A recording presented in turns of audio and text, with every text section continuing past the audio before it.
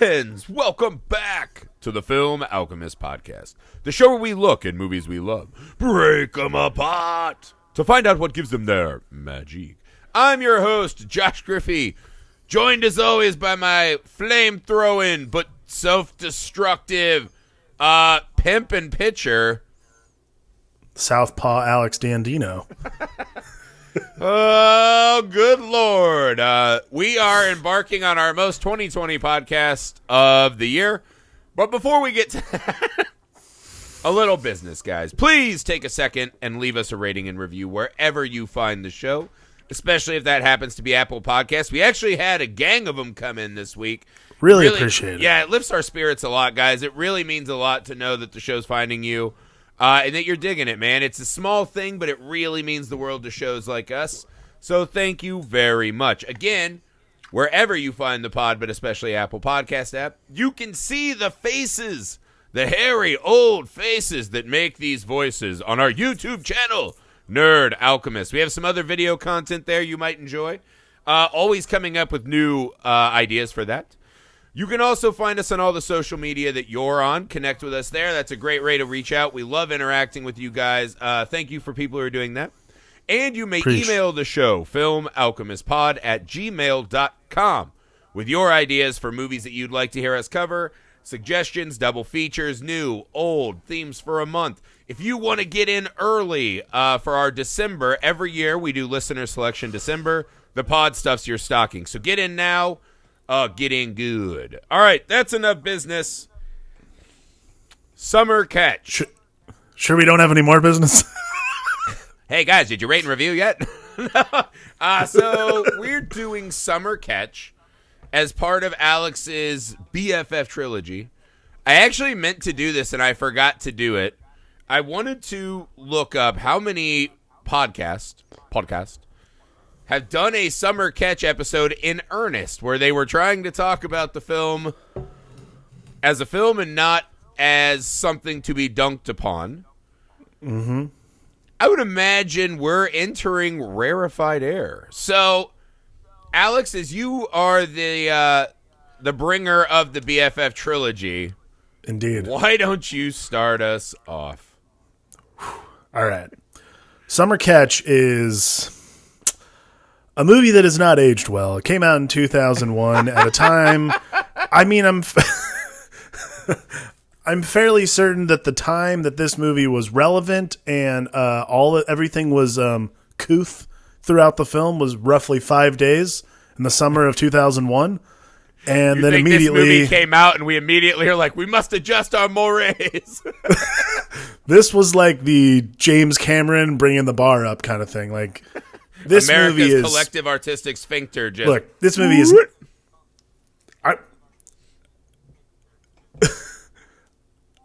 I'm going to tell you right now, this movie is not aged well.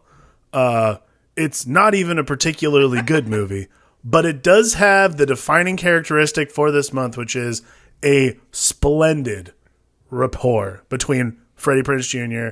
and Matthew Lillard. They are particularly good going back and forth together in it. That's probably the most positive thing I can say about the movie. The rest of it is kind of hijinksy and bad, but nevertheless has its charms, I think. There are things that are good buried deep within this. Yes. Like baseball itself, there's a dog days of summer, and sometimes you got to have a release on the schedule. I would like to ask you this real quick. I'd like to push on you for a second. So instead of just doing a glorious Matthew Lillard month, where we just talk about how great Matthew Lillard is and how insanely charming he is and how I wish he had been in more movies and not always relegated to tall, second lanky fiddle guy that you want to fuck. You know, he's like that guy's a little too pompous and full of himself, but Matthew Lillard will do a joke and then bang you and never call you back. That kind of character that he got really stuck in for a long time. Why Freddie Prinze, though? Because I'm gonna say something up front to kind of preface some of this and not be too horrible. His acting in this film, right, especially scenes where he is interacting with one Jessica Biel, it has what can only be described in my mind as a softcore porn varnish, right? Like this is the level of communication. I was trying to think back in the grand history of cinema. If there are two leading people that have less chemistry on screen than Freddie Prinze Jr. and Jessica Biel, and I would be hard pressed. And I'm not here to say that I think both of them are horrendous actors. I don't think that's the case. No. Something here There is something amiss, though. Yeah. They are very just, it's like, it's like watching, it's like watching, atoms miss each other in a hadron collider, like nonstop. Like you're just they like 5 billion times, but that one hit exactly. Like you're just like, it's a million, like there are millions upon millions of atoms inside a hadron collider, all of them colliding at once. These two atoms never touch one another. It's shocking. Yeah, see, I think you went for like something small that often misses. I would be like, this would be Godzilla and King Kong if King Kong never shoved the tree down Godzilla's throat. Like, they have to clash. That's a good one, at too. Point. There's only two boulders rolling down the hill, and they cross like so many planes in the night. It is that part of the movie, because this felt like them saying, Jessica Biel's coming from Seventh Heaven. Everyone watches Seventh Heaven with their parents, right? We were all forced to. We're like, this show will become a moral authority. It's the new Little House on the Prairie, the thing Americans need. Little did we know, the father was a diddler. Everyone on that show is some form of criminal, if I remember correctly. And they saved Jessica Biel from the wreckage of Seventh Heaven, and they're like, we got to get that Christian family show stank off of her.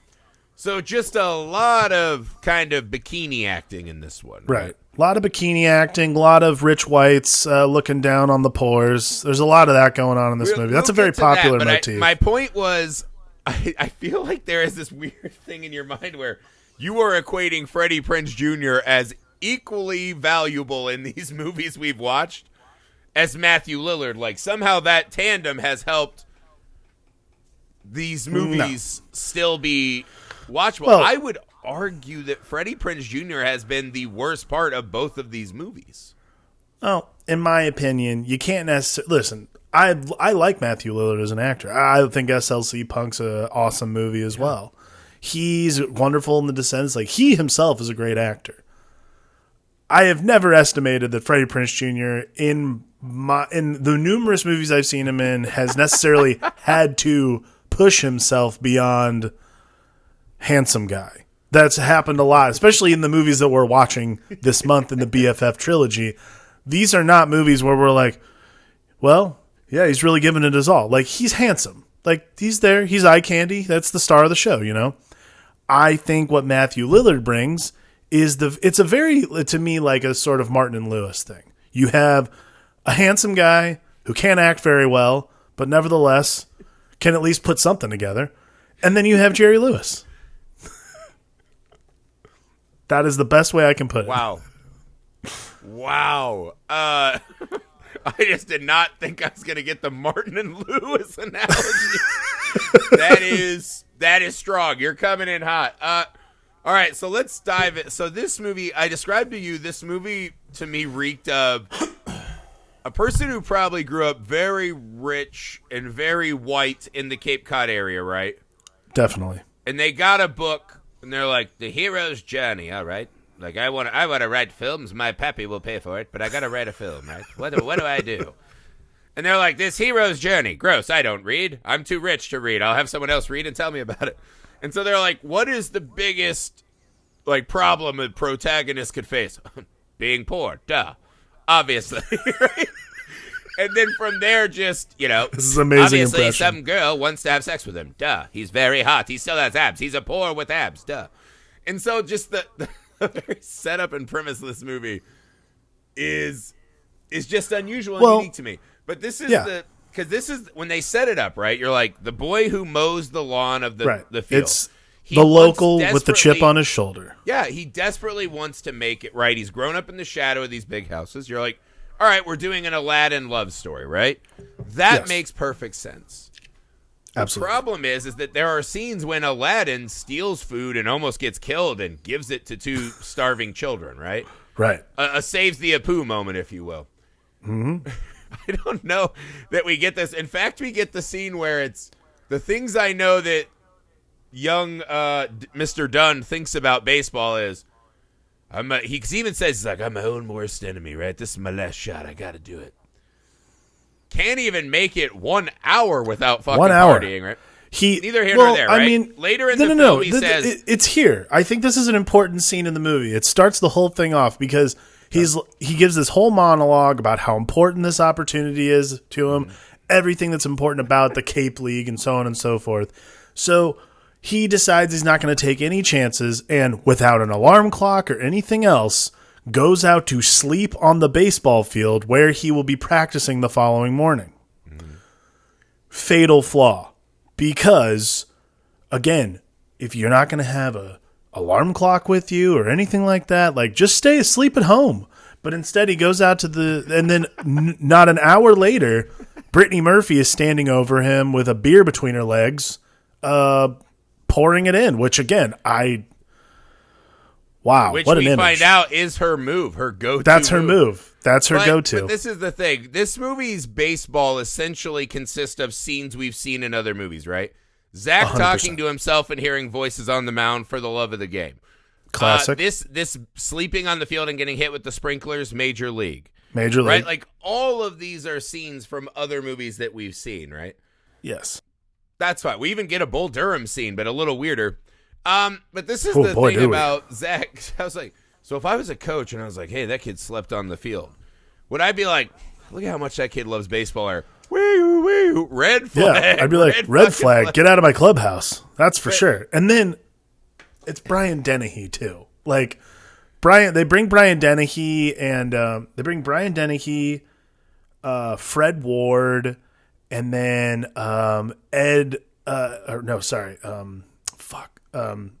McGinley to be the scout. Like, they have these heavy hitter character actors in a movie, and they're just there to be like the only people who are actually acting. The rest of everyone is like very handsome and good looking and everything like that. They're there to like show that, oh, see, there are actors who showed up. Right. And they do their jobs. Got a cameo from fucking Hank Aaron. Speaking of, this is fucking weird, Hank Aaron. But this is the thing, right? So I would say that this movie has, but perhaps does not deserve, Fred Ward and Brian Dennehy. They are responsible for essentially every really good scene in the movie. I really like Fred Ward's character as the dad in this movie.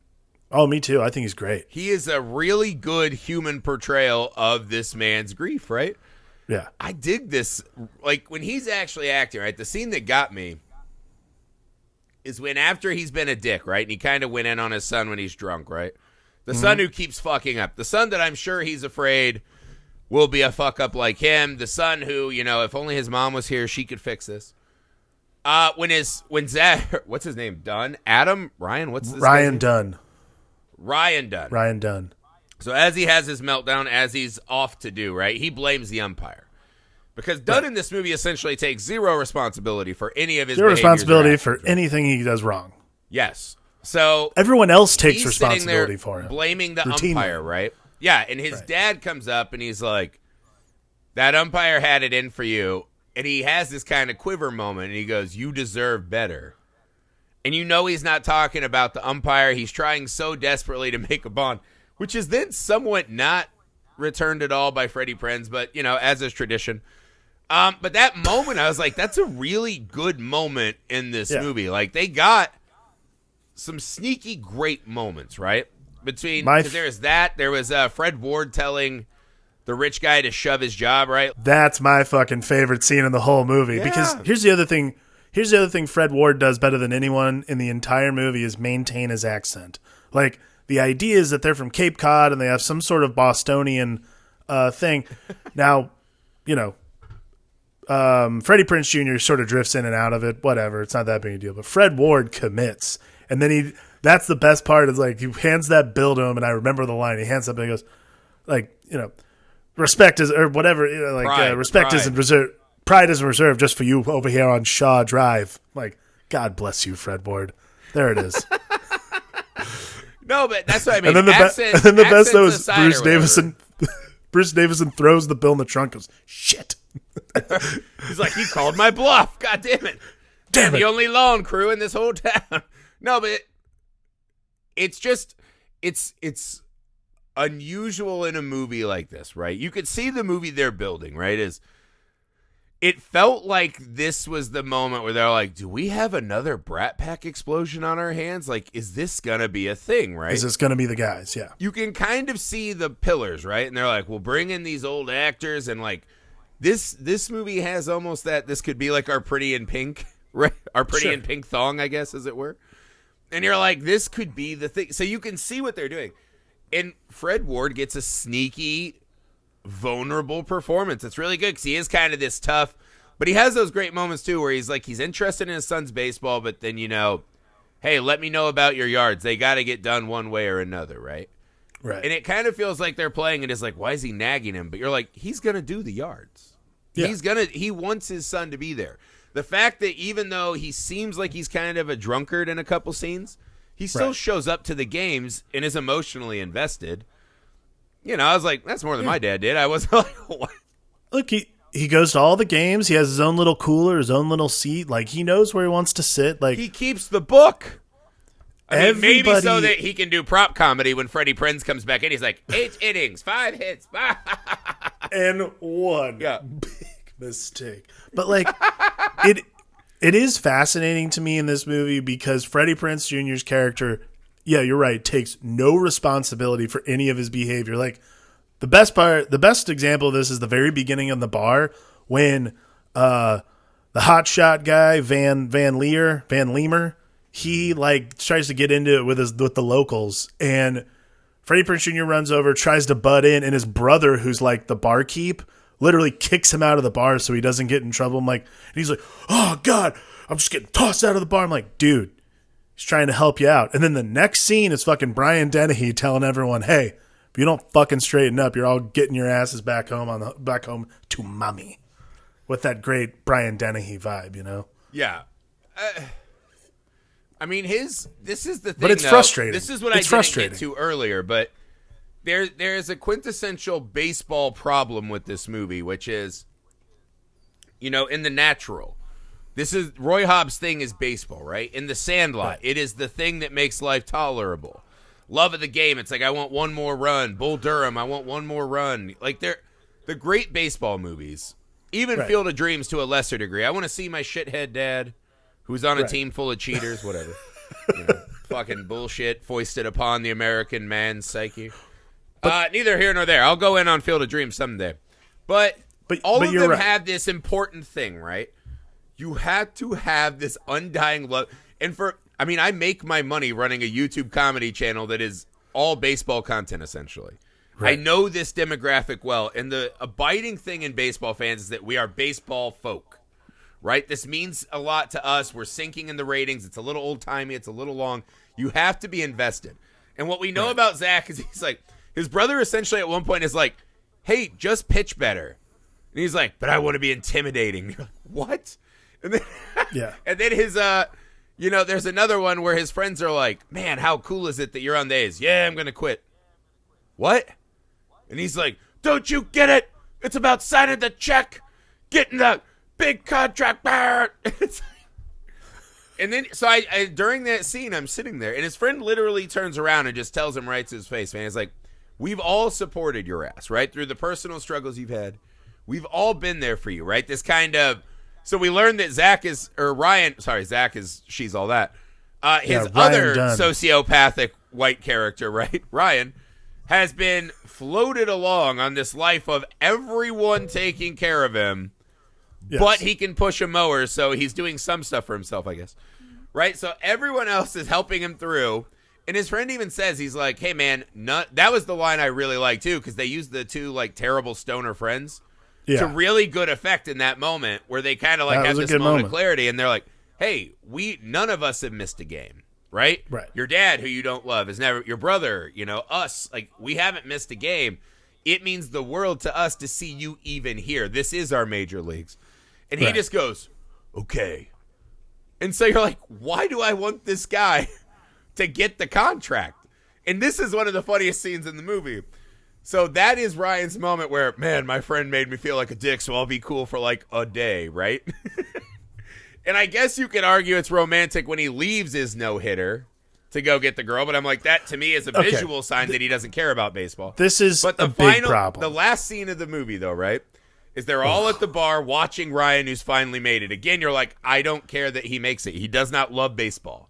No. I like the idea of sports that these kids want it. It's a dream. They work hard, and they get there. So besides the fact that Ryan doesn't love it and doesn't want it, except for to be famous, I guess, 2, so he can be condescending to all of his local family and friends. Right. 2, we never see him working hard, ever. There's no practice montage except for one time when Jessica Biel does an impression of him. Neither here nor there. He gets to the big leagues, and he does the exact same mistake. His professional baseball catcher gives him a sign to Ken Griffey Jr., one of the most legendary home run hitters of all time. He shakes him off, throws a pitch, gets taken yard like a little fucking punk. And then he turns to the camera, and they're like, welcome to the show. And everyone is like, yay, let's do that a lot more. He's not going to have a long, good career. He's blowing it again. He's probably sleeping in the Cincinnati lawns naked and thonged, and he's just going to be kicked out by the All-Star break. Like, this is a terrible ending to this movie. It is a weird... it's interesting, because, like, I'm not a baseball guy, admittedly. It's not my, like, first sport, but... I agree. Like the problem I've always had with this movie is that it essentially is like baseball is the background thing. Yeah. To sort of like keep a ticking clock on the movie, but everything's about like this sort of weird sex comedy. Like it's like combination meatballs and that would have been a great name for this movie, actually, if we're thinking about it logically. Probably. You could have definitely called this movie Meatballs. Like it's a combination like Meatballs, Porky's, like all these like weird sex comedies from the 80s. And like, hey, why don't we just do that in the 2000s? And you're like, nope, that's why they're in the 80s, my friend, because none of those jokes work anymore. This is American Pastime Pie, right? Like that's what this movie really wanted to be. Barely. Was American Pie, right? That they're like, we'll try to do American Pie scenes. They definitely run the Stifler's mom riff. And they're like, we'll do repeats of other famous baseball movie scenes. Right. And so but I agree with you. I think what they really wanted to do is the sex comedy, right? And I don't know if they thought the baseball would butch it up. And you're like, yeah, now boys will want to come on boy dates to see it, right? Like boys are going to go chug beers in their 20s and then watch summer catch. Like just a weird. Yeah. It's a weird thing. Like it's a weird movie. Again. Well, like here's the thing. Here's the crazy thing, right? So the arc of the movie is Jessica Biel trying to Prince and the Pauper it, right? Like, I'll mow your yard to show that I can do poor people stuff, and I feel bad for definitely having a quasi hangout with my, whatever. They both lie to their parents about the relationship. This is not, so besides the porn veneer, there's also some real, like, red flags in this relationship, right? Not going well. But there is this baseline problem of, what are you rooting for in this film, right? I don't really... Yes. Honestly, this is the weirdest part. It put me in an unwinnable position where I was like, I think the rich dad in this movie is right, and Jessica Biel should run for the hills. Like, I kind of think Ryan so, too. I think this is sort of the... But here's the thing, right? So this is what I was getting to, though, right? So the whole movie is she's going to try to understand the simple folk, and Ryan is going to stop being a whiny bitch and Pitt just throw the ball. So his arc isn't as much. For hers is she's going to embrace this, right? She never has the scene where she bonds with her sister over baseball, right? Where her little sister teaches her baseball. That is just written right in there. The little sister loves this, right? She goes to these games alone in expensive mascot costumes. It's the saddest thing in the movie we gloss over, right? God. It's so embarrassing sad because you're like, who's driving her to these games? No one. Maybe a guy who buttles. Herself. Yeah, a guy who buttles takes her there in her $500 costumes. Here's the other thing. She shows up for the final game, hears he's having a no-hitter, and just walks away. Yeah. So there's no kind of bringing the baseball home. It's like, well, why even have the baseball? Baseball ends up not... I think this is... I've always... Listen, this is by far not my favorite movie, but I can tell you I've always had a major issue with this particular part, which is the ending of this movie, because I don't care who you are. Like, first off, if you're so self-aware of your fame and infamy that you're like, you know, a no-hitter in the Chesapeake League isn't going to show up in the Globe tomorrow. Why do you even care about that? Why don't you just finish your fucking no-no and move on with it? Instead, he literally he makes all the moves. Like, he calls the closer up and he's like, "Hey, check this guy out. You know, you can't hit a slider. You'll be great. Enjoy it." And I'm just like, dude, if I was the coach, like Brian Dennehy's just like smiling. He's like, "Get me out of this movie as quickly as possible." Yeah, and yeah, no. I mean, like Brian Dennehy's like, literally, I'm the shoulders you're standing on to prop this up. But that's what, because this is one of the good things. But that's what it is. I could listen to Brian Dennehy teach me life lessons via sports monologue. Absolutely. For 5 hours. You could do like he has a literal great trilogy about him just monologuing. He has wonderful sports monologues about like pitching good. And like the mindset you have to be like, there's some great stuff. Like there's a baseball movie in there somewhere. It's just like 20 minutes long. And we have to like suffer through all the other weird hijinks these guys get themselves into. Him and Fred Ward are in a baseball movie, right? Yes. Like that's where your movie is, right? The rich people, I guess it's like, if I make it to the bigs, I'll turn the tables on them. And it's like, you got a $50,000 sign-on bonus. You're not with them. They will not accept you still, right? So, anyways, that part is weird. But, like, back to this Brian Dennehy point, I'd like to hammer this home with a scene that I felt so bad. Like, if I could reach into the screen Pleasantville style and hug an actor, it would have been Brian Dennehy in this moment. But it's when he comes up, right? And there's a scene when Zach is self-destructing. Right. And Brian Dennehy, the coach, has to make a decision. Do I leave Ryan Dunn in and let him work this out because I gave him the speech about some nights you have it, you're magical, you're untouchable, you know it just clicks.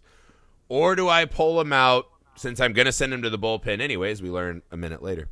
Right. And instead of letting Brian Dennehy in close-up look in Ryan's eyes and deliver a monologue. Oh, God. Yep. Matthew Lillard runs up and delivers about 1 whole minute of fart jokes. Yes. And then Zach chuckles, and Brian Dennehy goes, "Ha, I got a feeling you stay in the game," only to immediately get fucking crushed. So the movie's even telling you, coaching by fart joke, not the best play. But in that scene, I was like, there had to be a part of Brian Dennehy. Like, right, the dignity and the power of that man, right? The things that we all love about him. There's a small bit of his self-conscious that must be cordoned off, right? Very much like the special secret room in the movie Dreamcatcher, if we're talking about movies on this level, right? And the Brian Dennehy in there who's like, God damn it, I'm an actor. I'm a good actor. Dreamcatcher is like The Shining compared to this movie, but sure, go ahead. But yeah, so that Brian Dennehy stuck in his special library room is just chain smoking. And he's like, what happened to Hollywood? Because you have Brian Dennehy right there to do the sports moment, to do the sports dialogue. And they made a decision, a conscious decision as writers and directors to say, instead of making the sports matter to this movie and letting legend Brian Dennehy have a great, I mean, that would have been a hammer moment. Right? If he showed a little bit of dignity in this, or a little bit of faith in this kid and it paid off, right? Whether it did or didn't, then you get another Dennehy moment. Instead, Matthew Lillard's like, he was mad about the first fart and now I'm just lighting him up, Shag or Scoob. And you're like, what is happening? Why is baseball in this movie? Yeah. There's moments where the movie begins to become a baseball movie and then that kind of stuff happens. And it just stops dead in its tracks. Like, got it. This movie's not about baseball. It's not about my enjoying of a sports movie. It's about, is Ryan Dunn gonna end up with, again, I can't believe I can remember her name, Tenley. What a weird name for a character for a movie like this. Get it? Tenley? Nope. But then Brian Dennehy, Brian Dennehy is the story I always remember about Brian Dennehy is the one that Patton Oswalt tells about the Batman Begins premiere. And Patton Oswalt's like eating food at the table, and Brian Dennehy walks up behind him, pats him up, and goes, "Character actors, who gives a shit what we look like?" And then just like starts eating as well. I'm like, that's the Brian Dennehy I want to know. That's the Brian Dennehy that I want to believe is always going to be on the mound telling me, hey, get the fuck back to the bullpen. You fucked up enough tonight. I'm making a call. I'm bringing in the closer. Like, that is like the most unfortunate thing about this movie is that it's clearly written by people who have literally it's written by people who like have me level of knowledge of baseball. Well, there's one thing I really liked in the movie, which I would like to think that Brian Dennehy's like, hey, can we shoot an extra scene for me?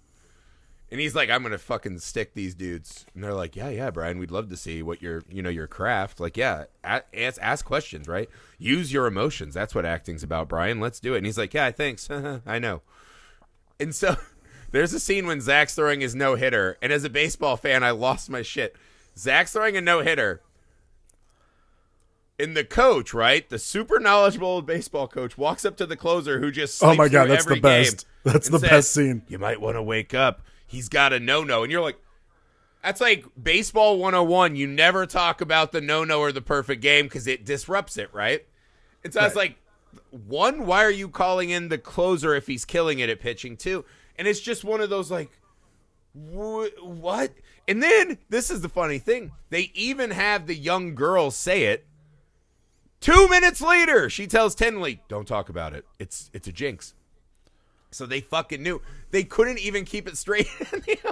But that's why I like, but I like this as a character choice, right? Because I'd like to think Brian Dennehy invented this moment because that is Brian Dennehy's character saying, oh my God, this guy's not going to burn out. Right? I like to think that Brian Dennehy invited Ryan there to get crushed and humbled, right? To send him into his future of being a fuck up. Yeah. You know, he's kind of a cosmic crusader for truth, right? So I think in this moment, this is the coach saying, oh my God, he's actually pitching good. I'm going to fuck this up with an old baseball jinx. Right? And that's Brian Dennehy intentionally trying to ruin the game and get himself fired so he can leave the hellscape that has become the Chatham A's. So as a character actor moment, I love that. I like that. I like that beat a lot. I think that makes a lot more sense. That makes me like the movie exceptionally more because, again, I watched this movie. If you can rent it, first off, it's $1.99 on Amazon, which should tell you a lot about the value of this I'll film. tell you a struggle I had is that I was like, it's only $5 to own. I was like, what if this movie fucking slaps and I forgot and I'm going to be pissed I didn't spend the extra dollars? Nope, you're welcome. It was a 48-hour rental. I watched it 3 times because I could not figure out what it was. Because for me, again, like these 3 movies are very much for me about Matthew Lillard and Freddie Prinze Jr. playing off each other, doing like the straight man, funny man thing. And the bit works when they have the opportunity to make the bit work. Like the scene. So in the middle of the movie, like, Billy Brubaker, who is Matthew Lillard's character, cannot hit to save his life because he's used to swinging aluminum bats. And again, I don't know enough about baseball to know the transition, but I'm assuming it's exceptionally difficult. Exactly. So anyways, he's like, I'm going to quit. So they set him up with D.D. Mulligan, who keeps him in town, gets him drunk. And then the next morning he wakes up and he's wearing her bikini and there's doing this whole bit. And that whole thing should not be entertaining at all. At all. But God bless it. If that old BFF dynamic doesn't come in, at least save it for a moment. And I'm thinking maybe plus a Fred Ward in that scene gets you there. Now for a moment. Let me roll into your BFF trilogy theorem here because this is an important scene. This is probably the only scene that matters in this movie towards your BFF theorem of the alchemy of Freddie Prinze Jr. and Matthew Lillard, right? Because Matthew Lillard is again playing just an absolute fucking butthole of a man, right? Just absolutely terrible. Constantly ripping on his friends for every little thing, dating overweight women, just kind of being a shitbag. Yeah. But is that wildly charming guy, right? To where you still love that guy. By the end of the movie, you're like, what are good person things he did? Yeah, zero. Right? And so... Oh, no, he's a total shitbag. But you really like him, and at the end, you're like, I'd hang out with that guy. And you have to be like, Why? What would you? No, never hang out with Brubaker. This is like the best part about this is like the deceptive thing about this movie. But wait. He's an absolute monster. He is, yes. But see, this is the thing. Ryan is an absolute monster. Now we're getting some she's all that sociopathy again, right? Right. Because this is the scene where, and this is the weird thing. Well, I would argue that this is one of Freddie Prinze Jr.'s weakest performance. Because when he's on the mound looking mad, it doesn't work. It is like a child throwing a tantrum for a toy, which we're both very accustomed to. Yes. But what he was really good at is that when his dad or someone's giving him a life moment, his eyes go big, this doe in the headlights. He looks so lovable and sweet and idealistic. Like, right? Like, there's a thing where you're like, he's the best of us. I must save him. When really what is happening is that he takes this poor down on her luck girl who didn't get the job in the vineyards, and he said, hey, my friend has made a choice for his own life, right? That he wants to go back to Southern California where he has a scholarship to play baseball. Right. We're going to whore you out to keep him here. Yes. Now, I don't know exactly what deal he made with Dee Dee. Right. To get her there. But he essentially says, hey, friends, get them in the car, drive him out to the middle of the nowhere, make sure she does the knee beer thing, and that they fuck a lot, and that'll be enough to get him to stay. Sure enough it is, Matthew Lillard nakedly pronounces, right, Big Bruce back. But I was like, that's one of those things that used to fly in movies, I think. They were just like, hijinks. Yeah. There is a text thread that is like, hey, can you suck some dicks tonight? And it's like, what? Question mark. It's like, yours? No, not mine. I'm sure you won't mind doing this to someone else. I'll double your tip. Something like that. Like, this is an actual throwdown deal.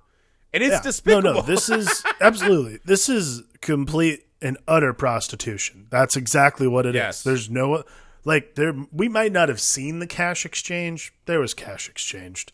That's why the friends are there, to make sure that A, she doesn't get hurt, but also at the same time to make sure that they get their money at the end of the night. I don't like it. It's terrifying. And yet at the end of the movie, for some reason, Matthew Lillard was just so charming the whole time. He's just so chummy. Because you know why? That is the thing. You do feel good that she ended up with him instead of Ryan. You're like, at least Bruce seems better. Not that he is necessarily. You know why he gets away with it? Because at the very beginning of the movie, when they're at the bar and flamethrower glove guy gives Ryan a bunch of shit. The fucking Flavortown hair guy. Yeah, thank you, Flavortown. Flavortown gives Ryan a bunch of shit about coming to practice in a thong. Yeah. He has that, like, and everyone's had that friend moment where you have a friend who's trying to get you out of a tight spot. So he's like, yeah, we're going to go over here and talk to these girls. And he's literally like, come on, don't fuck around. Like, he pushes them out of the way. Like, that's the most, like, normal, adjusted behavior in the entire movie of anyone, like any individual. So that's the crazy thing is Matthew Lillard's character sets the baseline for abject normal behavior, like, oh, getting your friends out of a jam, sure. So that when he goes absolutely insane and like bags on his friends for being virgins or having sex with overweight women or all these other things that he does that make him an absolute monster, you're still going to go back to, but he did bail Ryan out that one time, so they are close. And thus, he did fart in an umpire's face to try to help his game. Yeah, he did fart in his umpire's face. He did fart in an umpire's face to help his friend out. Like, he's willing to go to certain lengths to help friends, but he's also willing to go all the way to entertain himself. I think this is a very big, again, this is a very big moment because Matthew Lillard's character is terrible, yet we all sit there at the end of the movie and go, yeah. Like you said, you have to slap yourself to remind yourself that he's a piece of shit. This is the dynamic they have in these two films, though, is that he is the likable, normal creep, right? Like the narcissistic, everything's about me creep. Whereas Freddie Prinze always plays this, he's going to become a serial killer. Yeah. The more I watched this movie, too, I was like, we saw a better version of this BFF combo, which was Scream. Where, like, they just, instead of Freddie Prinze, they cast Skeet Ulrich as an actual serial killer. And you're like, oh, there it is. That works better. Like, that's what Freddie Prinze...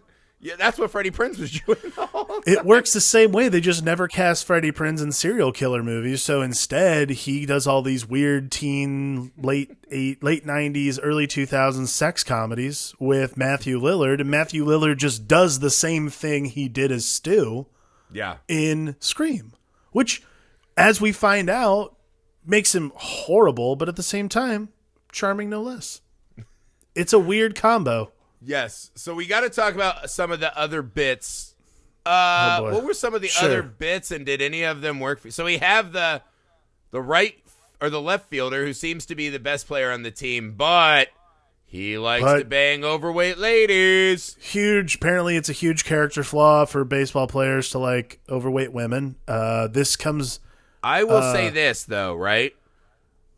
Is the most memorable scene of the movie him reading that poem? Yes, 100%. Second most memorable. Because then you're getting into like real kink territory. Because this isn't just big girls. This is like I want to be nagged and beaten. Yeah. So there's this weird kind of like. So yeah, there is this sort of like submissive thing he's doing because he's like, come on, Marjorie. And she's like, just give me a minute. And he goes, all right, I'll wait. Like he's like quietly waiting for her.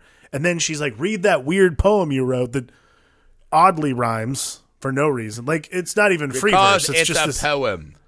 It's this creepy poem that he wrote. So, it's the weirdest thing I've ever witnessed in a movie that's supposed to be like this. But again, it harkens back to, like, a time long gone in the 80s when you could do stuff like that and probably no one's going to think twice about it. But then, like, all the other shaming that goes on in the movie is you're just like, this all feels very wrong at the hands of Billy Brubaker, of course. Matthew. I mean, himself. He becomes Dampier, whatever his fucking name is. He becomes essentially the most decent human in the movie. He's the only decent human in the movie. Let's talk about the Bull Durham riff that they just straight up stole. I do like it though, because it's almost as if they're like, "How do we? Well, let's make this more baseball and just steal the Sandlot line." Where she's like, I'm a bit of a baseball legend, and you can just see Wilmer Valderrama in that oversized fishing hat, like. Legends never die. The greats are remembered, but legends never die. And then she just takes on a whole cucumber and grapes. And so apparently there's some form of... Because this is one of the funnier moments in the movie, right? Where she finally gets him to come in. A couple other teammates have gone. She takes on produce. And the next thing we see is Wilder Valderrama chugging a beer. And it's like, he's a man now. Right. This is still the craziest thing to me, by the way, is like, okay, so the Bay League, the Chesapeake Bay League doesn't pay any of these people. So they all live with like house parents and shit. Yeah. This woman who literally fucks the man into all of these individuals is a house parent, not like just some rando in the city. She's a baseball legend. She's a baseball house parent. She has become part of the fabric of the national game. But then, then the next cut is like, so she's like, hand me the cucumber. And she like throws her, it's Beverly D'Angelo. She like throws her head back. And then the next shot is literally him chugging a beer. And everyone's like, yes, he has figured it out. And then he actually makes a defensive play. They're like, whatever that woman did to that cucumber has manifested into macho energy for Wilmer. Oh, by the way, this was the other crazy thing was like, so he makes that play and it cuts to Beverly D'Angelo in the stands. And she literally just looks like, I don't know, like a nurse from a 1970s sitcom. Yeah. Like her hair's done up in a bun and she's got the cable knit sweater and shit. And then the previous scene, the only thing we saw was like garters. No, she's not coming to the stadium in her Lady of the Night attire. You save that. This is what it is, though. She is transferring magic, right? The funny thing is, because we also see Billy do good in the final game, he ate the cucumber salad. True. So whatever, maybe the vegetables become this transference mechanism. Now I think that's the problem with a movie like Summer Catch is you're like, that's an interesting thought. I'd watch a movie on that. Like just watching a movie her about make a woman produce and the magical effects. Transferring magic? Yeah. Absolutely. So that was a weird bit. Let's talk about the rich villainous family. Yes. Man, this dad such a piece of shit. This is one of those weird rich dads that they don't even give the one moment, right? Which is, there's usually one moment at the end where the dad realizes, I have spent my entire life gathering wealth, right? You get the sense that his parents were wealthy, he inherited wealth, he's growing the wealth, right? As a good rich person does, right? You keep growing your fucking venomous impact on the world a little bit more at a time. Yeah, so he's growing his wealth, letting everyone know they're less thans, right? You see this a lot in movies, like the dad who's too into the money, and then at the end of the movie, he has that, oh my God, all of this wealth and societal protection for being rich whites in our yuppie community. And I've lost my daughter. Like, I can't even protect her. My mountain of greenbacks can't protect my daughter. I'm losing her. Whatever makes her happy, right? Like, there's a scene at the end where this guy could have been in the stands. Someone could hand him a baseball hat, and he could look at it like, what? Like, he could look at that the way I look at vegetables, like, what is this? What is it for? Right? And put the hat on and be like, oh, my God, this is fun. He's actually talking to his daughter who's just playing a drunken sailor. He's actually talking to his other daughter that just wants to fuck this pitcher. Sure. There's a moment where he could have his reawakening. They literally never give it to him, right? Well, even the scene when Fred Ward tells him to fuck off, there's a moment when he's like, I'm sorry. I've always looked down on you. You do good yard work. Like, you're a good man and a good father. That's what I'm saying. It's that moment where he literally crumples up the bill and yells shit and then throws it in his trunk. It's like, yeah, you fucked up, dude. What are you going to do, mow your own lawn? Yeah, I don't think so, but that's bro. What I mean. They never give him one moment of redemption. No. In the entire, even when Jessica Biel breaks down and she's like, you won, Dad, you won. They do such a good job the entire movie of hammering home what a shitbag this guy is. Like, the first time we ever get, like, our first interaction with him ever is him telling them to stay off the main drive. The second time we see him. I like that, yeah. The second time we see him, though, is him inviting his daughter's not boyfriend over to play golf. Ex-boyfriend, yeah. And then he literally just goes, what? We can't play golf? Golf's great. And then, again, like, also this mother, she is aloof as hell. Yeah. Well, that is the weird thing is you're like, I do feel for him in that scene where they're all playing pool and she's just sitting there smoking cigarettes in the parlor. Like, that's classy, bro. Yes. That's classy. She's trying to throw some cover out there so that Dunn won't see all the sexcapades that are about to go on in their Eyes Wide Shut party. But that's what it's wild because I feel for her where I'm like, man, I really would not want my daughter with Dunn either. Like, he just seems like there's a lot of red flags. Let's put it that way. Like, red flag after red flag. It's not great. He didn't, like, when he was in the pool with my daughter, he ran away like a bitch instead of, like, trying to stand his ground and be like, I love her. Yeah, also, like, left her to take the hit, too. You see Chip. Yeah, he fucking leaves her. And then you see Chip or whatever his name is, and you're like, I'm not sure how this works, but you're like, that's who is going to get my daughter? That little fucking chode? Like, gross. So he's just making, like, bad... And then when he's like, I'll destroy your father's lawn business. And it's so insane. But this actually led me to one of my favorite scenes in the movie, which is at the ending when they interrupt the private jet that she's about to get on to San Francisco, right? There is this whole... he pulls up in his fucking friend's shitty car, right? The stoner friends. And he's like, I love you, don't go. And she's like, okay, I will throw it all away for you because you pitched 8 good innings, right? And didn't see it through to the end. But here's the thing. You watch that scene, right? All of this is happening. And you just sit there and you go, where is her mom and what is she thinking? Because you're like, she must be mortified. Absolutely. But this is the problem. So they have their little thing. And by the way, it's weird. It's the end of the movie. It's the worst scene in the movie, I think.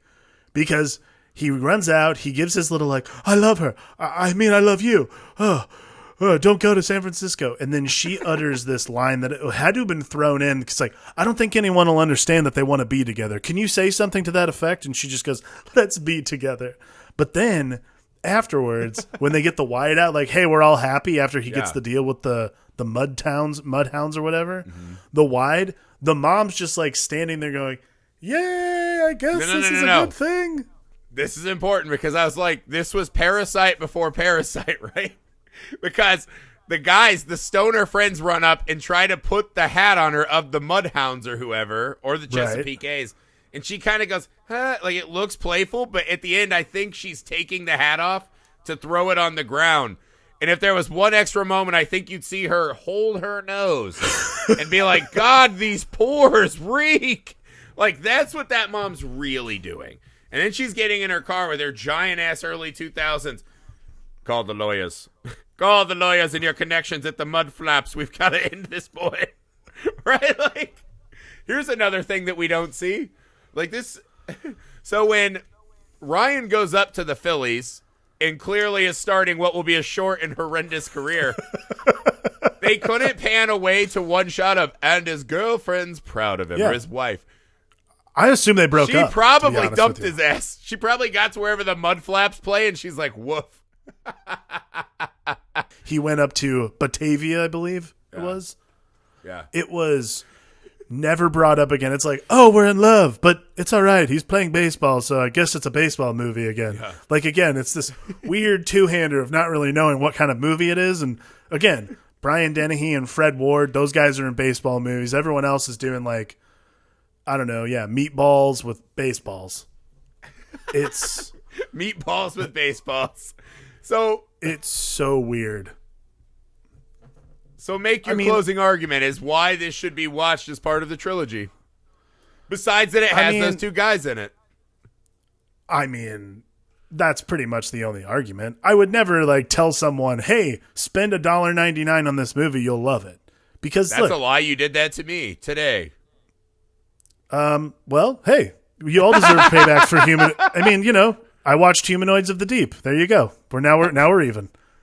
I would argue that Humanoids of the Deep is better in its handling of sexual aggression and more human than Summer Catch. No, I'm just kidding. I did have this funny thought in my head where I was like, imagine that one guy who runs like Amazon's rental servers. Yep. And he's like, there must be a virus in the system. 2 people had paid for Summer Catch today. Someone's paid for Summer Catch. Yeah, I mean, look. They would be the greatest thing of my life is that there was like a run on Summer Catch and it got tracked back to our podcast. I really hope so. Look, the producer's like, I knew it would be a hit. Look, Summer Catch is by no means She's All That, and it's definitely not Humanoids of the Deep. It's far worse.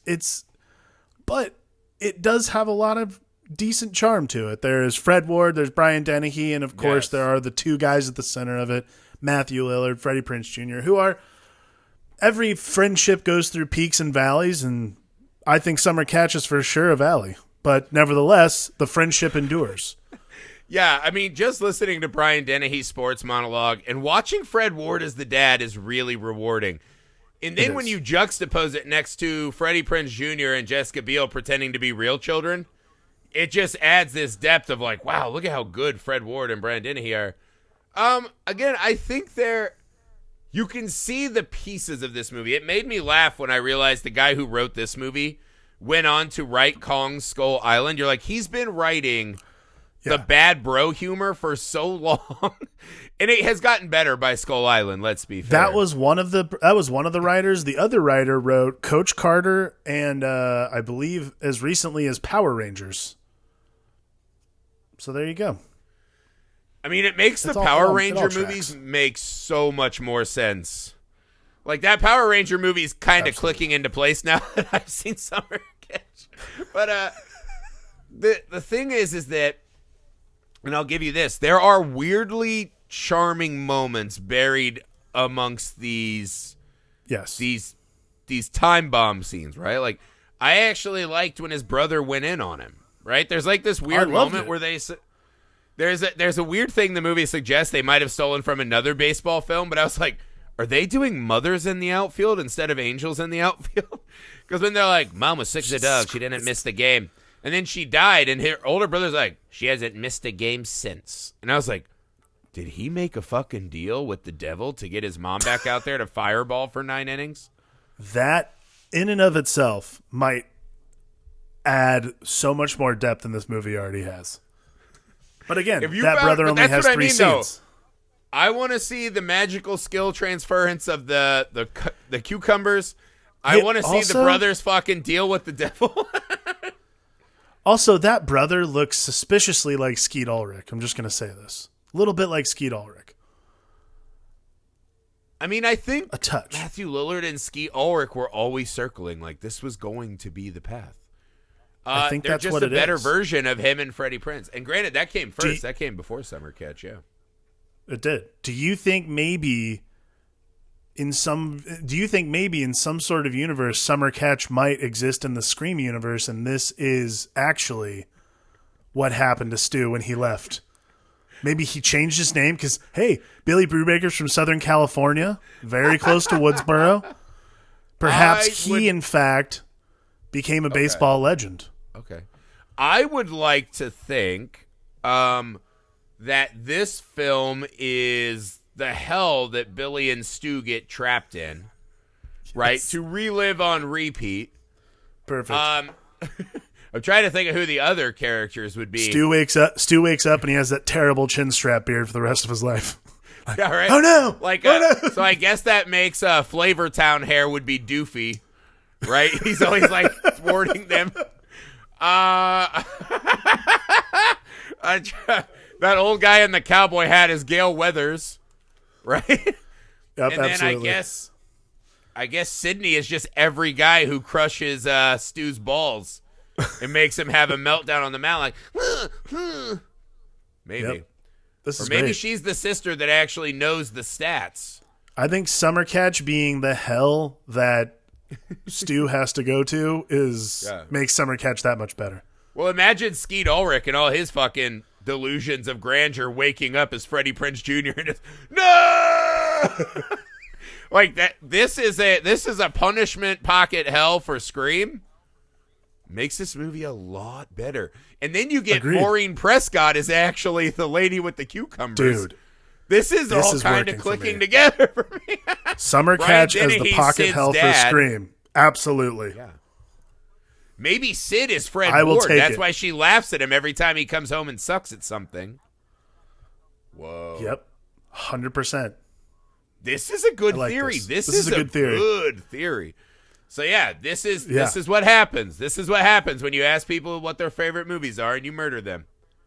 We all have to sit through Summer Catch. No, you become Summer Catch. That's what happens. Catch a case. Hey man, it's a movie. There's some talented people that were a part of it. Not my favorite. Not anyone's favorite, but a vital part of the BFF trilogy, no less. Yeah, not without merit. There's some scenes. All right, guys, that's it for part 2 of the BFF trilogy. Next week, we're blasting off into deep space with Wing Commander, which I only remember as having number muncher level CG graphics and some space adjacent material. So this one I do not remember since the theater. This shows the transcendence that Freddie Prinze Jr. and Matthew Lillard's friendship has as it lasts through hundreds of years out into space. That's friendship, guys. No, this is friendship, Alex. This is friendship. This is friendship. Humanoids Watching of the Summer Deep. Catch and That's talking for an hour right with there. you. Well, I made you do taxidermia, so fair's fairs. Thank you very much. There's more than enough movies in this pod that I could say, this is your payback. How fucking dare you? This has to wipe the slate clean. All right, guys. That's it for Summer Catch. Ew, gross. I'm going to go jump in my rich pool while my pa yells at my boyfriend. Cleanse myself. As always, please take a second and leave a rating and review, especially on Apple Podcasts. Follow our channel on YouTube, Nerd Alchemist. Find us on all your socials. We're there too. Interact with us. You can also reach us, filmalchemistpod@gmail.com, with your ideas for other movies that you want us to talk about. Double features, themes for a month, guests to have on. Be prepared, guys. We are fast approaching our October movie marathon. A horror movie every single day. Oh my God. We've been so recording excited. like madmen. We are covering all of Scream, all of Halloween, all of Candyman. The Shining and Doctor Sleep, Evil Dead, and we have some guest hosts who are bringing some really fun movies as well. Holy shit, dude. The guest episodes we've done have been amazing. Yeah, our guests have so been excited. absolutely crushing it. We cannot wait to share all of this with you. So thanks for joining us again. I am Josh Griffey, joined by... Alex Dandino, sorry. That's it. Pod's over.